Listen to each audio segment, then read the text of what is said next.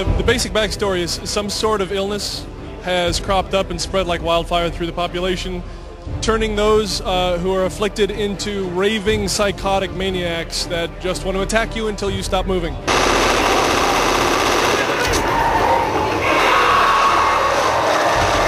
The fundamental gameplay that we've been pushing on since the beginning is explicit cooperation. This is a cooperative game where the only way to win is to work together. The simplest way is we surround you with so many zombies that you physically can't survive on your own.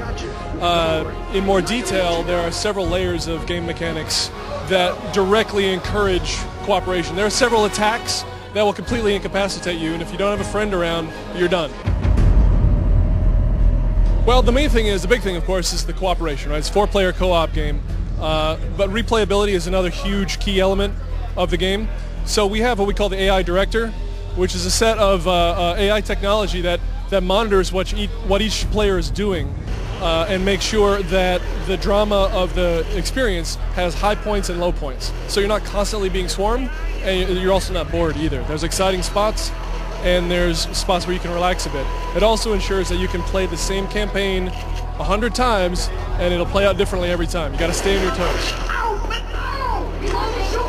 Instead of having a map designer go in and place every single enemy in the map by hand, we have a set of AI algorithms that can place all those enemies procedurally, right? I say procedurally instead of randomly because random implies it has no rhyme or reason, it's just crapped out there, right? But procedurally, we have several algorithms that are looking at interesting criteria and placing the enemies so you have an exciting game experience, but you never know where they are. So you may have played the game before, but you come to it this time, and it's a whole new experience. We do dynamic things with effects, color correction, that sort of thing, based on your state and what the director thinks your state is. And the music is also dynamic, and it's unique per player. So I may be hearing some dramatic music going on because I'm getting beaten on, and you're hearing quiet, sort of ambient because you're in a different place.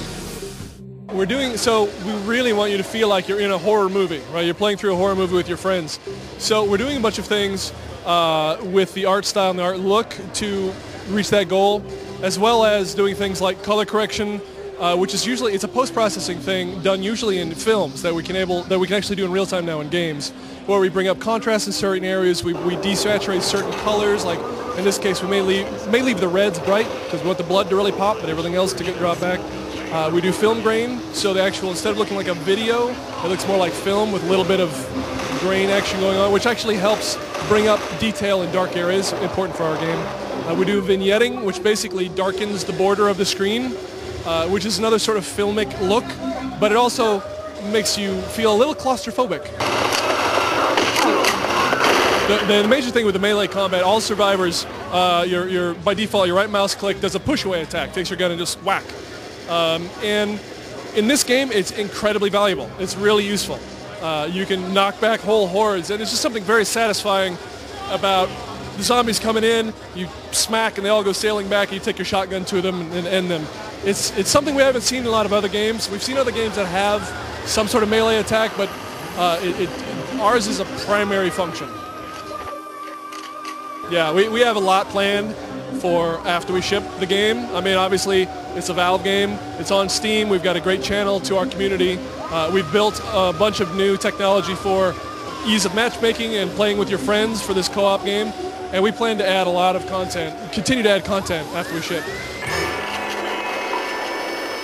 The mode that we're showing today is a pure co-op mode, right? So it's just 4 survivors working against the AI. That let us really focus in on the co-op gameplay and make that tight. However, we have for years had a player versus player, where you can play the survivors or the infected. We're still retaining that, but we're breaking that into a separate mode where we can really focus on the strengths of that mode and really push that so it's as fun as possible for both sides in that situation. Exactly what shape that PvP mode takes, we're still working out. You can play as the zombies, yes.